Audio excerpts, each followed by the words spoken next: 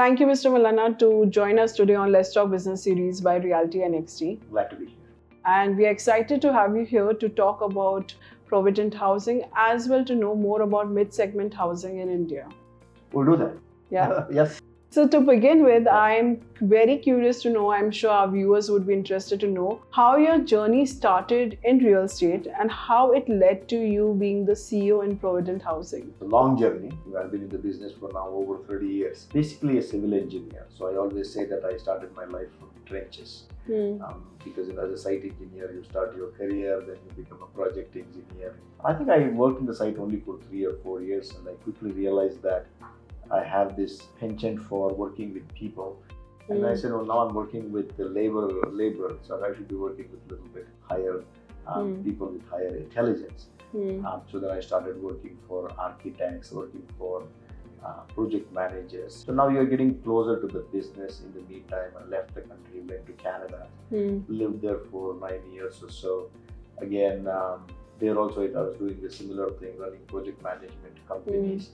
Also, the last project I had in Canada was a $1 billion airport expansion project. So I did that and I came back here and I started working for real estate developers as soon as I came back. So I was into the business side of things, making sure that I leased out 1 million square feet of office space for one of the large developers. Right. And that development went on to become today it's a 15-20 million square feet software park. And I joined another company where I was the first employee of real estate as the COO and brought in some kind of a legitimacy to the development as a real estate company.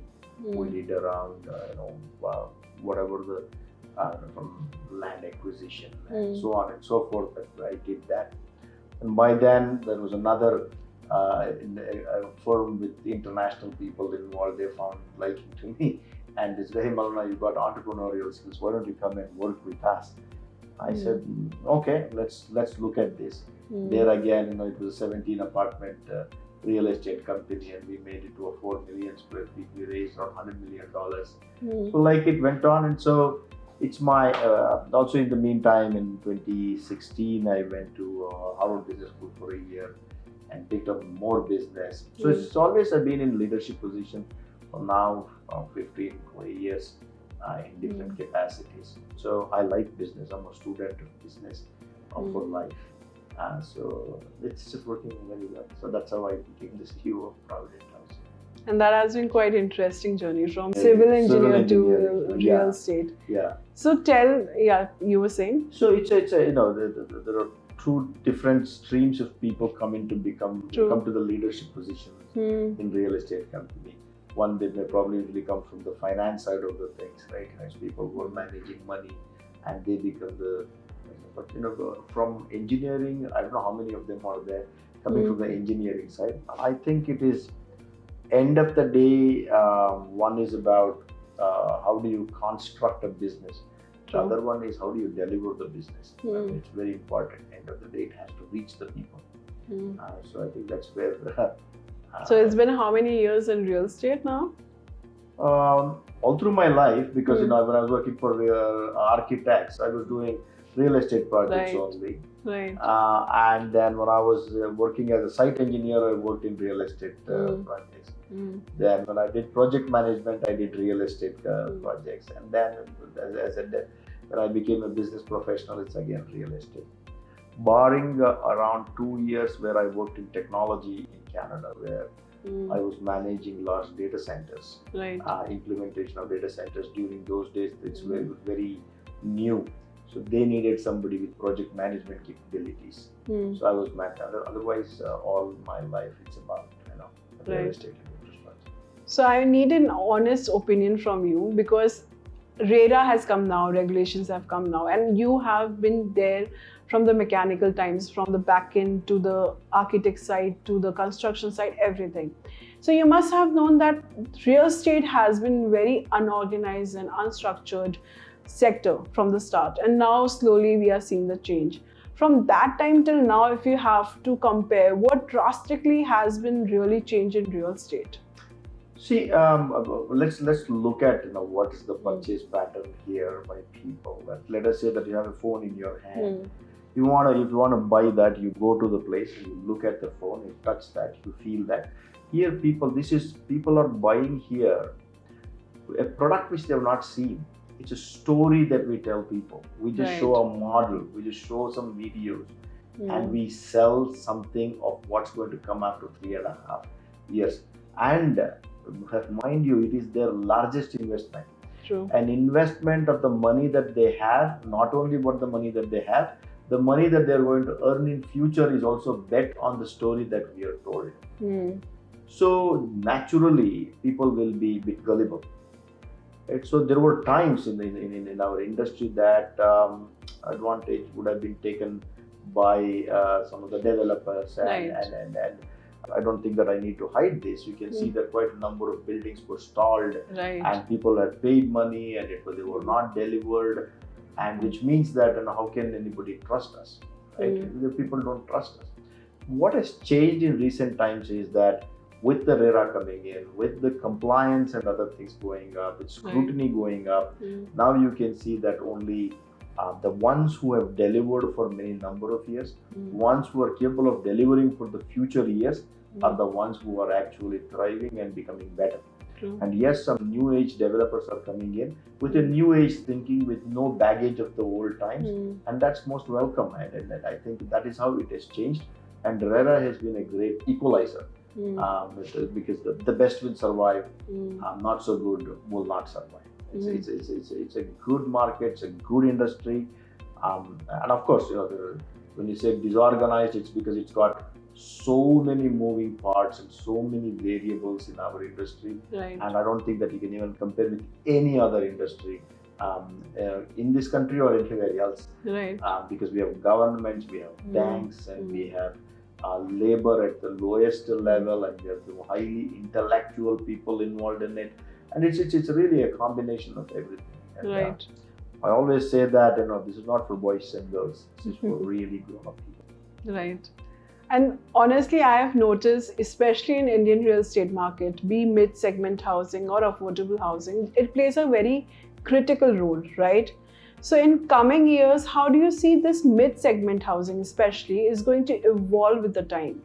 See, whenever I'm not a big fan of class-setting anything into something of a definite, undefined terminologies. Affordable housing, mid-segment, luxury. If I ask, okay, please give me an authentic way of actually defining these terms, and nobody has been so far been able to tell me. Affordable housing sales have come down. I read in the newspaper, I say, okay, sir, what's your definition of affordable housing? Sir, what's your definition of mid-segment housing? There is no correlation. Somebody said 45 lakhs rupees or 30 lakhs rupees is affordable housing. Right. And this was told some 9 years back. Indian inflation runs at somewhere around 6%. And if you put that into 9 times and if you compound it, and that should have reached some number, that means the definition of affordable housing has changed. True. Similarly, mid-segment housing, because if you go back 10, 12 years, in a construction cost was probably 1,800 rupees, 2,000 rupees. Today it is somewhere around 3,500 rupees or so. Right? So the definition keeps changing. Just to answer your thing, what's a mid-segment, in my opinion, is anything above 60 lakhs rupees up to 1.5, 1.6 crore rupees will be considered as mid-segment. Right? This is, don't hold me, and I'm not good at all these statistics, but still 65% to 70% would be my estimate that the number of apartments that are sold in larger cities fall into this category. Right. That is your Mumbai, Pune, Hyderabad, Chennai, Bangalore, Cochin, Goa, in these cities, and of course even in Noida and those areas. This is the category, and it will continue to do well. It will continue to do well, and this is something that is, when people come in, when the age of 25 to 28 to 30, 32, people are growing up, and the family is growing up, and there is some savings that are happening. At around 32, 35, they decide that they need to have a housing. There is some saving, and their jobs have become better, their income has become better, and banks are willing to give them loans. And this will continue. Looking at our population, looking at the not so well served customer base is quite big, quite large, and the country is doing well. Even though we wish to see that the country grows at around 9-10%, Right. we're at least growing at 6.5-7%, which is fastest in the world at this point of time. With this kind of population, with that kind of growth, we'll have this market rocking for some years to come.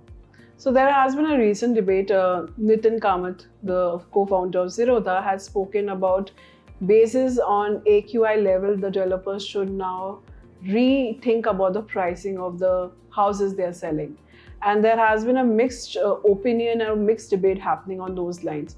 So do you believe, depending, because how we are looking into Delhi state right now, how the pricing is there, plus the air pollution is quite high.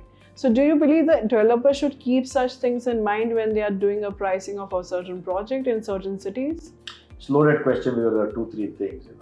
I don't know Nitin Kamath personally, but I know that he's a smart man by reading what he says and what he does. End of the day, it is the natural market forces determine what's the price. I cannot say this should be lower or this one. There are input costs. Yes, there may be some reference in when they're saying, some apartments getting sold at 50 crore rupees in Delhi. Right. It should come down. I mean, there may be some argument in that.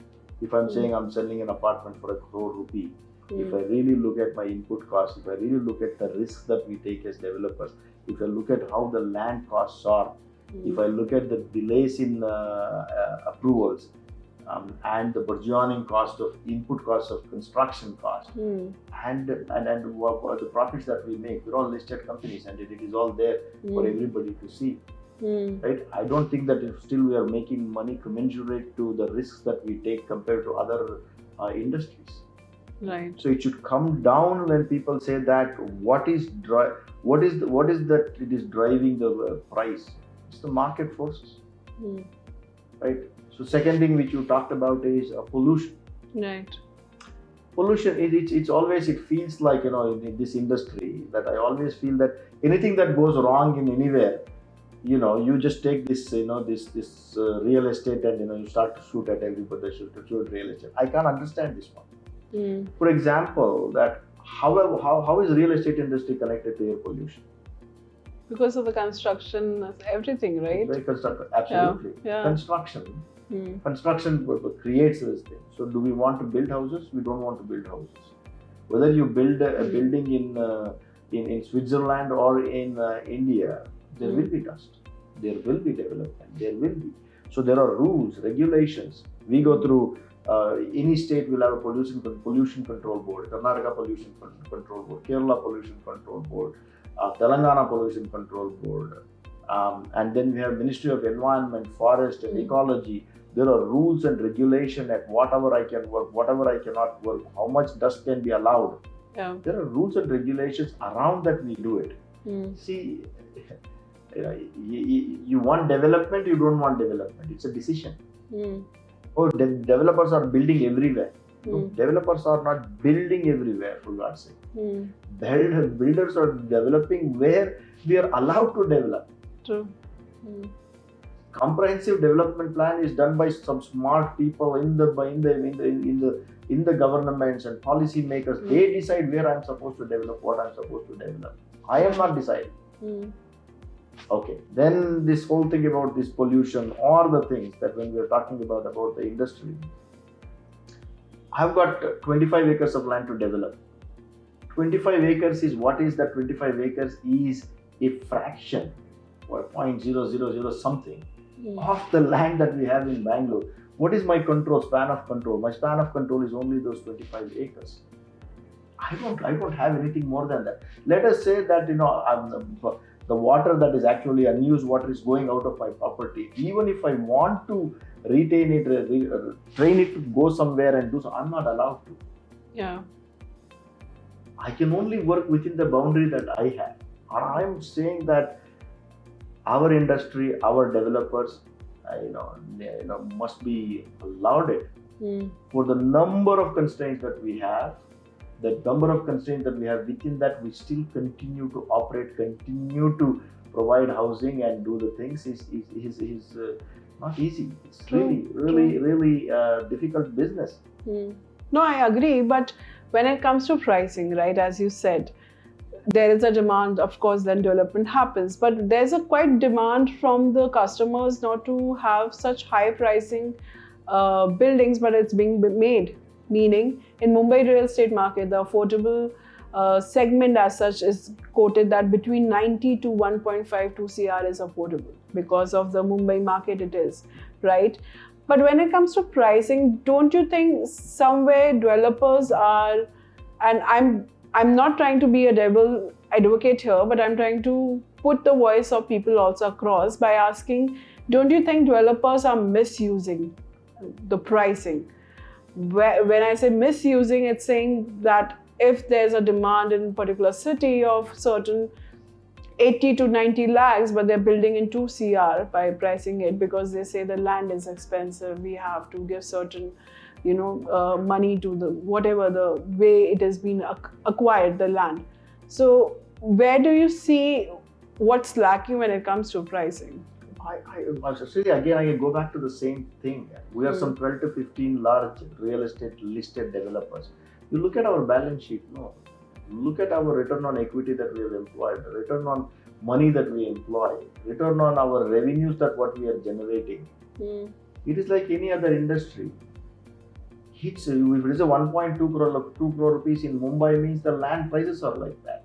Why land prices are like that? Why the governments will not be able to open up more areas, bring more land, and build more infrastructure, so that people don't mind traveling another 20 kilometers where people can come back. See, it's a conundrum, right? You can always reduce the price. You can go and you can build outside the city 25-30 kilometers. Why will people go and live there? They want jobs. Yeah. Right? It's we are only trying to work within what is provided to us. We don't have that much of control. We are given undue importance, in my opinion, for everything that goes wrong. We don't deserve that much of attention at all.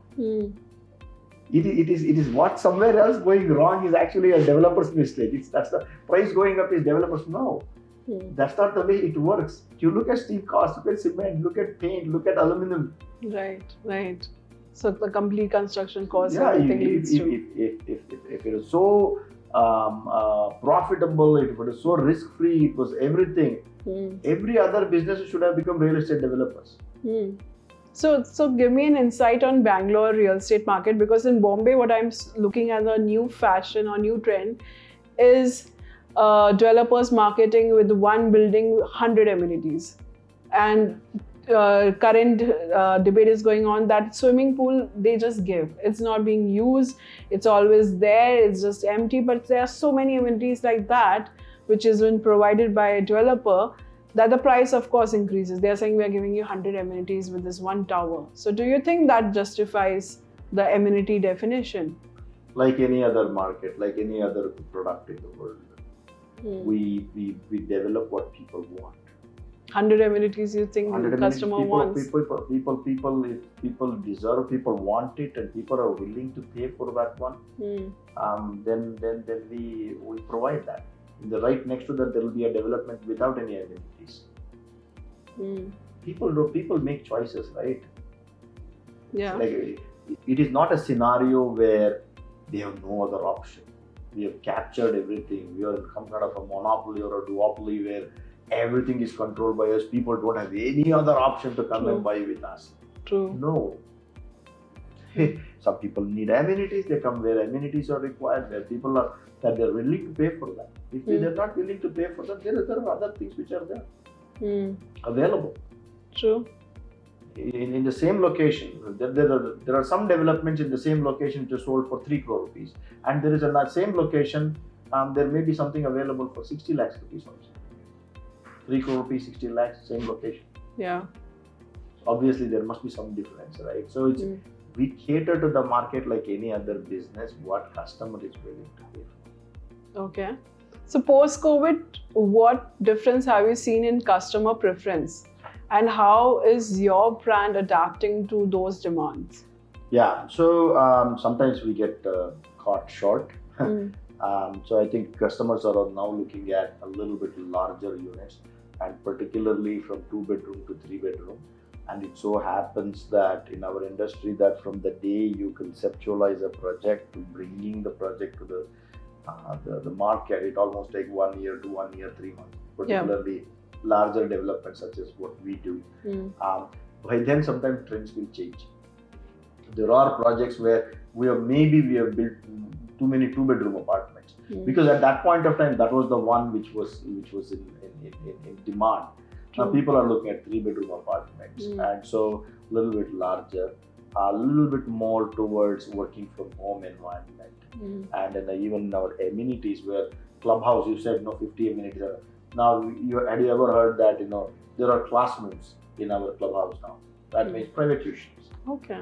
And then we have kind of home offices where people can go there, sit there, just like any shared offices we have. Similarly, we have offices. People go there, sit there, and they work because it's working from home. How long can you sit in the same bed and the same sofa and same dining table and work? So you go out and work. Your house is small, but you have all amenities that are required. Right. I mean, that's one of the key things for somebody who wants to buy a 1,000 square feet apartment. They need to feel that they possess everything other than the 1,000 square feet. True. That's why the amenities are important. Let us say that we're doing one project where it's 60 acres. Every time I go there, I should live here. Because you get out and put on your sneakers and get out, and by the time you walk around and come back, it is 4.5 kilometers. Yeah. Inside. Just inside, if you're walking 4.5 kilometers.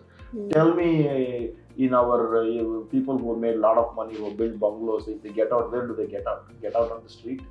How long can you walk on our street where footpaths are crumbling? True. Right? So that is the reason amenities are important. Amenities which are useful to people. Otherwise, why will we build it anyway? So post-COVID, according to you, customer preference has been larger units. Correct. And of course, amenities to be there. And what else? See, what is happening is that the work and the living, that space is becoming blurred now. That means work exists, life exists, living exists, children's school exists, children's tuitions exist, and work also exists.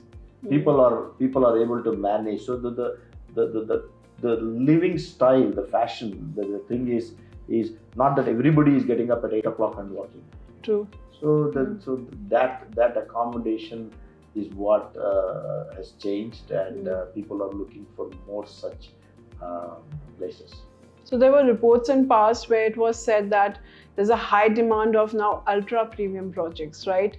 So when we talk about such projects which are above maybe 10 CR or 12 CR, these projects mostly come either in a standalone buildings or 2 towers which are limited and exclusive amenities. According to you, when you need to compare such projects with townships, according to you, which are the current customer preference, especially when it comes to Bengaluru market? So generally, it is the old city, that is within the ring road, and within the old city. That is where it's very hard to find lands. But anything that we have, lands that are coming up, or redevelopment, or amalgamation of lands and doing that, and that is where you see this 15 crores, 20 crores, 30 crores kind of houses. Having said, there is a large demand, and I doubt that. If you just go on Google and say how many people in our country makes more than 5 crore rupees per annum income tax paid, and you will be very disappointed. The number of people for a population of 1.4 billion is very, very low. Yeah. So only in some of the large cities that we have certain amount of developments that are happening, and it's very small. Taking some small examples and amplifying that does not. Our real estate development is large. We start from 30 lakhs rupees to 30 crore rupees. There's so much of diversity in products that we do. So you feel townships are going to be there more in the future? Yeah, absolutely. Townships are the ones which give that living experience to people. Right? We can't do that in old cities, and lands are expensive. But in the outskirts, as and when the infrastructure, and also that We can always talk about infrastructure is not adequate, but governments are doing extremely well. If you look at Mumbai, number of infrastructure projects going on is mind-blowing. Even in Bangalore, if you look at the metro has been a great game changer. Yeah. And the metro is going up to airport, 33 kilometers. On all either side, whatever that we are going to be doing, most of the developments are becoming townships, larger development, 25 acres, 30 acres, 40 acres, like that. True. And tell me how technology is very important in your brand. How are you integrating technology to make sure the construction process or the marketing or the customer experience get improved? See, how are we selling before and how are we selling now? How much data that we had about customers then, how much data that we have, how difficult was to source the customer then, how easy to source the customer now using technology, and particularly in the sales and marketing, the technology is what it is. The Googles and the Facebooks and all other portals of the world, that we spend a lot of money on that. True. And through that, the sourcing happens. And digital marketing is a big thing. Digital marketing, and what was like, if you go back 10 years, putting a banner on one of the websites was what it was. True. Right? So either we accommodate that or we're going to be falling behind. I'm of the opinion that most of the developers we got our own apps. Yeah. People can go and people can look at what are the products that are available, and also your channel partners integration into our own systems. Right, so it has a lot of large role in particularly in selling, understanding customer preferences, understanding what customers want. Also, technology is being used extensively, and it's only going to become more. It's going to become more, and particularly with artificial intelligence coming into play today. What's our problem? We have data. We have data about customers. Let us say that there is a project where we are doing one of the largest residential project in Bangalore is our 6,000 units. We have delivered around 3,300 units. Sunward City, another 2,007. So in that 3,000, the journey of the last 8-9 years, there must have been more than 1 lakh emails have been exchanged. Yeah. That's data. Yeah. I want somebody to actually go through and say, how well have we treated our people? Our customers, how well have we delivered? How many are satisfied? How many are really telling us, please buckle up and improve yourselves? What is that they're telling us to improve upon? I think as we go forward, technology is going to play even more bigger role in understanding the customer and serving the customer better. True. And talking about data, people have been quoting data analytics recently a lot when it comes to market intelligence. So when it comes to your brand, when you're looking for scouting for new locations for your projects and all, how much do you rely on data analytics for it? We rely on a lot of that, right? So basically, what is it? We are only the function of where the city is going, where the economy is going. For example, Bangalore North Airport came up, and suddenly that you saw that everything around that. There's the KIADB came up with the business parks, the hardware park, aero park, and then on the other side the manufacturing electronic park, the Flextronics, or whatever the companies that they started. And if you really look at that's where the market is going to go. So many players are quoting data plays a quite pivotal role now in the decision making of new project launches. I want to understand how much data analytics do you use, or it comes helpful when you're scouting for new project locations or you need to launch some new projects? A whole lot, because we are a function of what exactly happens in terms of where the city is moving, where its economy is moving, where the new jobs are being created, what kind of new industries are coming in. If you take, for example, Bangalore North, if you look at number of the industrial parks that have come up, how many industries have been started there, how many people are working there, should we be launching 2,000 units or 3,000 units, what is the the supply that's available at this point of time. Similarly, we have a 100 million square feet of office space in Bangalore East. What is happening with with that office space? Is it everything is already leased, or one more, the biggest data that we look at is the job creation, and also about office absorption, and new infrastructure development, and new industries coming up. So we study those things before we say, okay, I think this is where we are supposed to go. And data collection and analyzing and taking decision is very important. Okay. And we are seeing this new emerging interest has been there from many key players in getting into in tier 2, tier 3 cities, right? So I want to understand where Provident Housing is, how they are tapping this particular market, and what kind of unique challenges are you tackling? See, tier 2, tier 3 cities, we are one among the few developers who went to tier 2, tier 3 cities almost 8 years back. We started a project in Mangalore, we did a project in Coimbatore. So we are there in tier 2. The challenges are very different because the scale at which we want to do as developers, that scale won't be available. For example, Provident Housing would not do a project where the top line is less than 600, 700 crore rupees. If you go 600, 700 crore rupees means that you need to have 600, 700 units. Even if you say crore rupee, if it is 60, 70 lakhs rupees, then it's 1,000 units. True. So basically what happens is that kind of scale will not be available. If I go and do 50, 100, then there are local developers, and the economy scale will not work for us.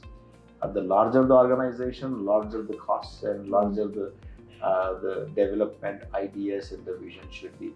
So there are a lot of constraints, and also as you know that there are payments and mode of payments and methodology are a little different, which are not something that is good for us as listed players and established players. So that's the reason why we're not so keen on the tier 2, tier 3 cities, I must say. Okay. And how has 2024 overall has been for Provident Housing? And now 2025 being around the corner, what are the milestones you're planning for Provident Housing? It's been brilliant. 2024 has been fantastic. Quarter over quarter we've been growing. We are developing more projects, and we think that the trend will continue, or even trend may become even better. As you said, that there is the initial discussion you talked about price going up. 2012 to 2019, we did not even match the inflation. So prices didn't go up. 2019 to 2021, we were in the midst of COVID. 2022, if you ask me, the prices have gone up, and I always say prices have corrected to what did not happen from 2013, 2014 to 2022. That correction happened, that inflationary adjustment happened, right? So the prices went up, and the prices went up, it looked a little steep for the people. I don't deny that. 21%, 22% going up. The prices are going to stabilize, and particularly Bangalore market is a very, what I call a determinable market. That means we exactly know, either take 200, 300 rupees per square feet this side or that side, we know what that area can pay. And particularly in where large developments, that's what we do. Yes, there are some niche developers who go and do 1 or 2 projects and they want to give a different spin in terms of the way their presentations are there, and they may be a little bit higher, and there may be somebody who just does a plain vanilla development where their prices can be down. But largely that we are able to determine what should be the price. So there are some large acquisitions are happening. As you all know that, HDFC funded us in excess of 1,000 crore rupees. There is that money to be deployed. We are working towards that, and we are probably in negotiation for many number of land parcels and deeds. Looks very good. 2025, you will hear a lot from us. So 2025, if I focus on residential front, what is in the pipeline? There are pipeline means that since we're governed by RERA, and a listed company, I do not want to say too much, but I can say this much, that whatever that we have now, we are selling very well. That is reflected. And to go and expand, what do you need? You need machinery to be working, and the company is working extremely well in the different departments coming together, leadership coming together, vision is very, very clear. And the next one is that you need resources, money is there. So we are everywhere. We will be everywhere. True. And there has been a quite increasing emphasis on sustainability, right? So I want to understand how, as a leader, are you making sure these sustainable practices are also being integrated in your projects? See, we are Provident Housing is not a listed company. Provident Housing is owned by a listed company for one. So listed companies have been mandated with the ESG reports and so on and so forth. Yeah. We have taken it very seriously in the sense that at Provident Housing, we have taken a call saying that every house, that if I'm going to make 700 units, there must be 700 trees. Every family must get a tree. Right. In everything that we do in this company, there is an element of what is that we are doing with environment. For example, the ground cover. Let's say we are doing a development of 10 acres, right? So 4,33,000 square feet. We think that the vegetation was there. That means that if you measure the entire landscaping that happens in different layers, are we putting back that 4,33,000 square feet of landscaping? That is, there is ground cover, there is lawn, there is ground cover, there is small trees, shrubs, and there are trees. Are we creating that much of space, of the green space are we providing? And are we using the efficient machinery and mechanism so that water is recycled and water is used optimum? And Bangalore, for example, like a city like Bangalore where 120 days it rains, right? So how are we really capturing that water? Are we doing the rainwater harvesting? And of course, we are mandated by Ministry of Environment, Forest and Ecology and pollution control boards. Are we doing more than that?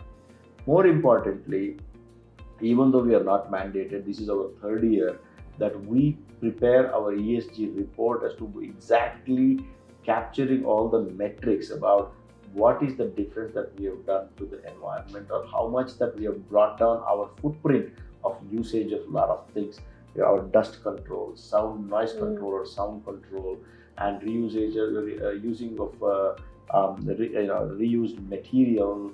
And so we come up with a comprehensive report and we actually publish it, and it's available on the internet from on all social media that we publish that, and people can take it and look at it. And also, not only that, if you go to all our development, we have an environment wall or the climate, it's a sustainability wall that we actually capture everything that the project, that what we do, how we do, and what is that the benefit that the customer is seeing in this one. How many million liters of water is saved, how many units of electricity is saved, and with the current price, what does it really relates to money? End of the day, everybody has to look at the benefits that are coming out. Apart from that, people think that anything environmentally sustainable, that action we take, it's expensive. It's actually, it could also be something that you can see that there may be some savings that are happening to you. So we have taken it very seriously, and we have encouraged all our some 330, 340 staff to be part of that. Which means that, in fact, my idea is to have an element in the KRA of everybody saying that in this year, what action did you take for the business that was environmentally sustainable? Okay, 5% you will be judged on that. I want to go to that level. Great. That's an interesting and very great initiative. Also, I want to understand, and I'll go a bit towards now personal side. As you said, that real estate is a leap of faith for the home buyers, right? It's a trust, it's about their future home, it's dream home, everything. And you've been in this industry for that long. Is there any particular story, or is there any particular interaction that made you feel that you're in the right space? Because delivering homes to the people about 3 years later is still something huge, right? People don't understand that, because person who is building not just the career, they are also delivering a dream home to the person. So has there been any kind of story or interaction with any home buyer that you would like to share with our viewers? There may not be a particular age story, but I just get moved by this, right? Now, so if you really look at today, we have more than 400 video testimonials people have given in the last 1.5 to 2 years. 400 video testimonials about how happy they are, what they got. And of course, there will always be somebody who's unhappy. So when we hand it over, and whatever the program that happens in those communities, when I go there, right, and the way I am treated and the way they look at me like some celebrity, they want to take a picture with me, I feel humbled. You know, just some 30 plus years back, I was a 600 rupees per month site engineer. I'm one among them. I'm not so different. And you know, it humbles me that how much that anxiety that people have, rightly so, because they have put their entire money into this dream that what we have lived for them. And when they get that and they have their own house, you know, house provides identity to human beings. I come from a family of 5 children and 1 man army, and all 5 of us, you know, with the blessings that we have done extremely well. But you know, when my parents built a new house, when we moved, we were different people, because you get that kind of thing saying that you have your own house now, you have an address of your own, otherwise you're in a rented place. True. Right? When people move into that really moves me, and that really tells me that we're doing something right. We should be doing this, you know, with all the difficulties this industry has, and we should be doing this.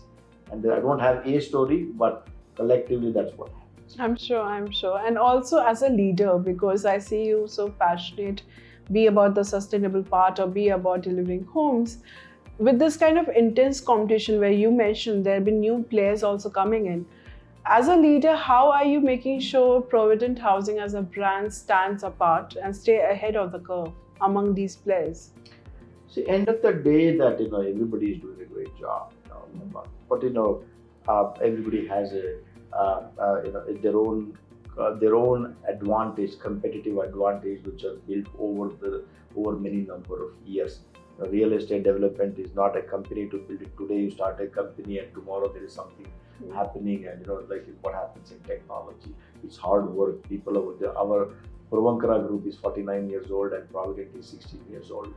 Yeah. And there are companies which we respect personally are 35 years, 37 years, 40 years old companies are operating. Everybody are trying to do their best. Our endeavor is that in Provident, that's why we call Provident more for sure. What it really means is that for every rupee a customer spends with any other developer or us, that we must be the greatest value providers. And that greatest value provision must be measurable, and people should be able to say, yeah, I got a great value. If you go back to 1990s, kitchen was guaranteed, it was given. Yeah. Your exhaust fans were given, and geysers were given. And as the time passed, and we took that away from the customers, is there a great value in giving it back to them? Don't know, it's a question, right? True. So like that, we're always thinking of what more can I give to the customer? How do you make their life, for example, a software engineer, wife and husband, who are generally the customers, how difficult for them is to go and find an electrician and get the things done and etc. versus what is that I can provide them? A little bit more than what others are providing. Similarly, thinking about, if you have 1,000 square feet, have we put put that mind and the effort to see that every square feet is usable, every square feet has been provided adequately, for the usage? Have we wasted space? Have we thought through that? At the end of the day, it is not just about you're going to give them a marble or a ceramic tile or a vitrified tile. Okay, that's all fantastic, right? Yeah. But end of the day, it is your thought process in the living of the human beings, that how they live, what they do, what is it. You cannot have 2 houses coming so close to each other where the front door is here, front door is there. They open the door, they see the neighbor in front of you in the morning 7 o'clock. Or you just open a window and somebody else's bedroom is visible. It's awkward. True. In every step of that, conceptualizing a project or delivering a project, that we are careful to make sure that the experience of living over the next 50 years. So these buildings stay for 50 years, 30 years, 40 years, 50 years, 60 years. That today, if I made a mistake, that's going to stay there for 50 years with whoever living, compromising their living quality. And I'm very, very conscious of that, and my organization is conscious of that. That's how we add more value to the customers. And beautifully put together. And I'm sure my next question, I'm going to get a very honest answer, because I feel you are going to give me a proper insight to this. So the current debate, every influencer, every creator is telling the young generation, rent, don't buy homes, right? And they've been saying that it's better to rent homes rather than buy homes. What is your take, and how would you want to address it to the young viewers who are watching this? If you're not buying a house, you're losing something.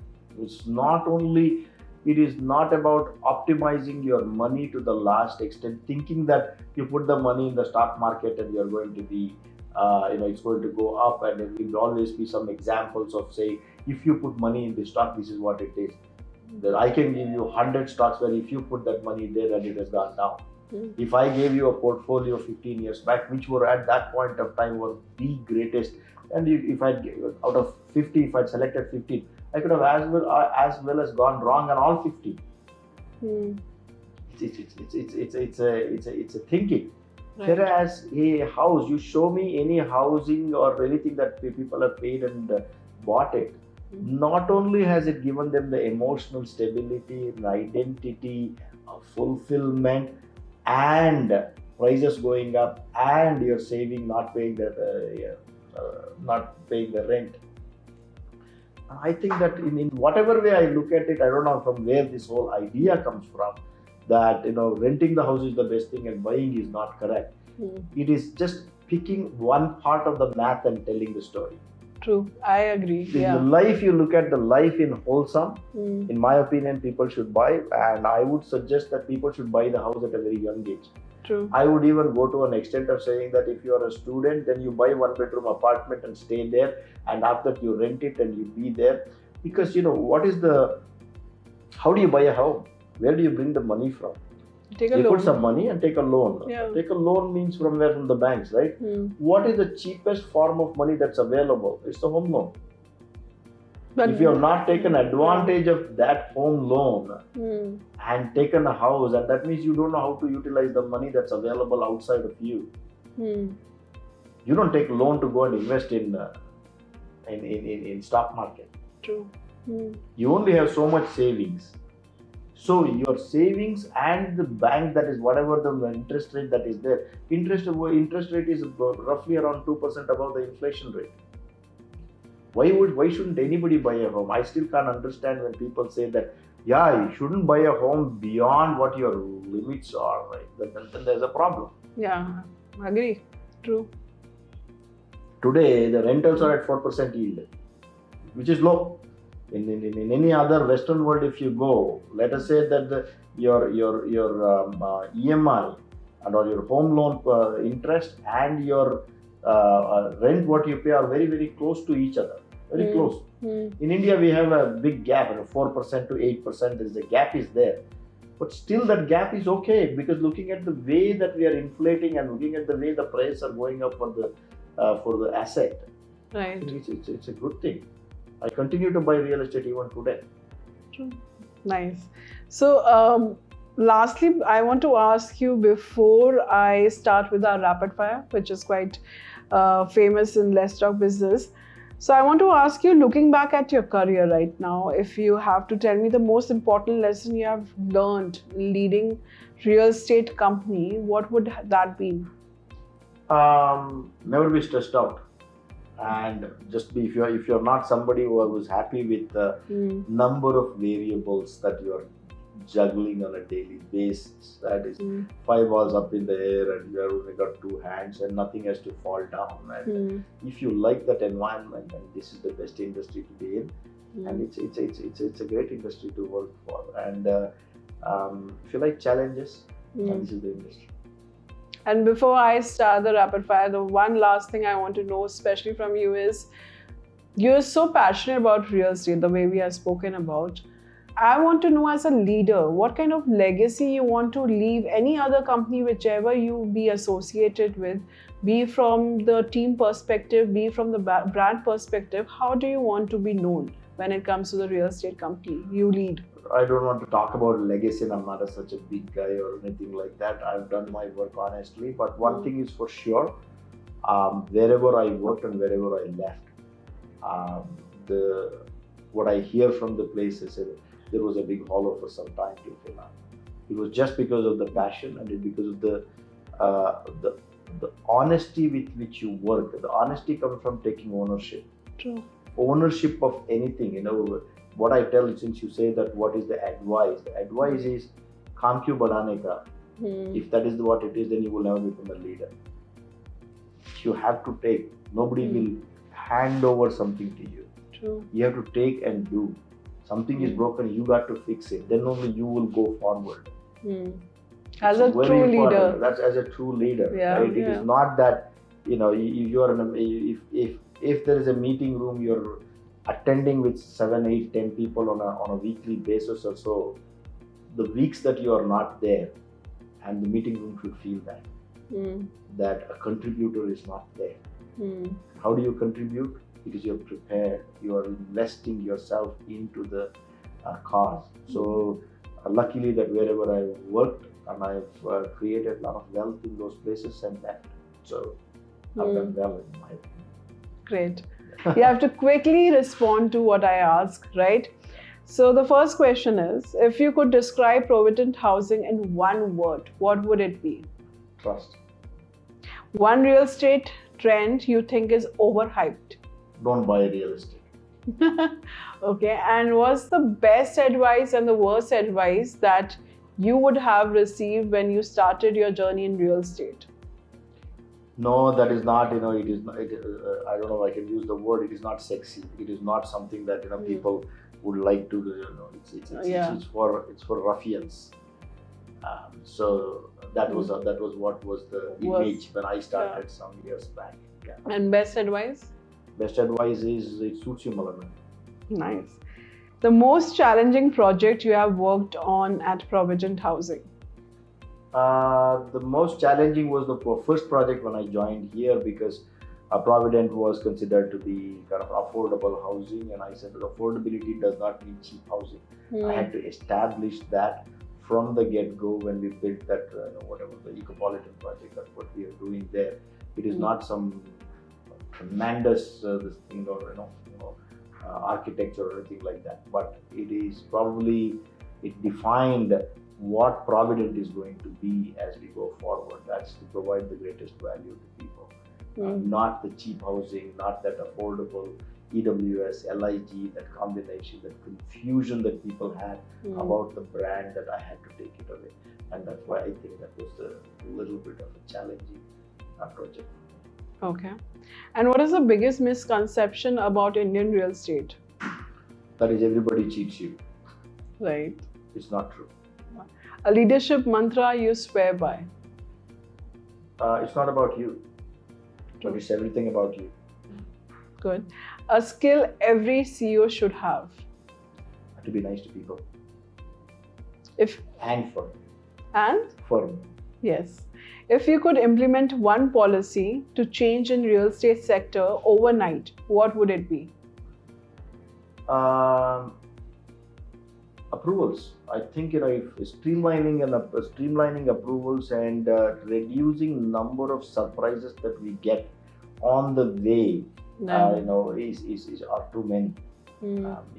Any business that you start with certain assumptions, and suddenly that there are surprises that keep coming in, which takes away the time and the effort and the resources, is what needs to be changed.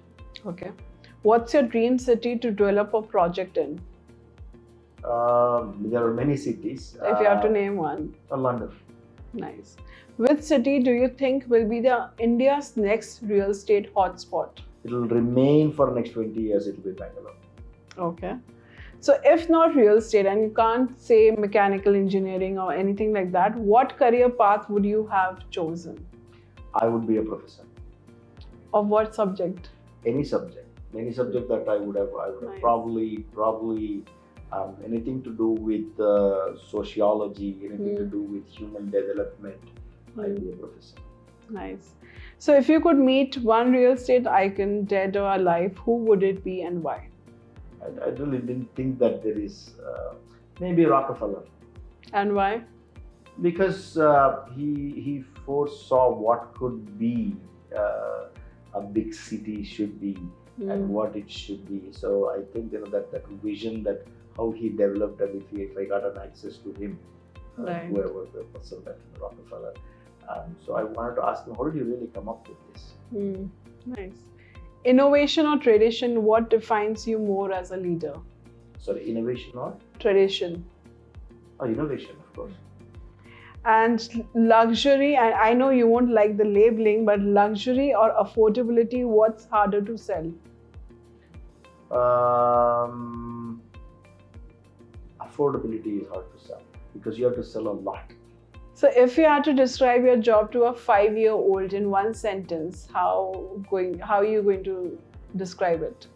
I would say that everybody thinks that I'm stressed out and there's so many things to do. I work from morning 8:30 to night 8:30, which may be kind of true, but I'm enjoying it. So it's really, you can always say I'm working really hard and our work is like this and complain, or just say, hey, I'm enjoying it. So enjoy whatever you do, and that's what And if you had to advise to your 25-year-old self, what would that advice be? I was what is that? Very aggressive when I was 25 years old, and wanted to win everything. It's not. You don't need to win everything. You don't need to be that aggressive to become something in life. It's not required.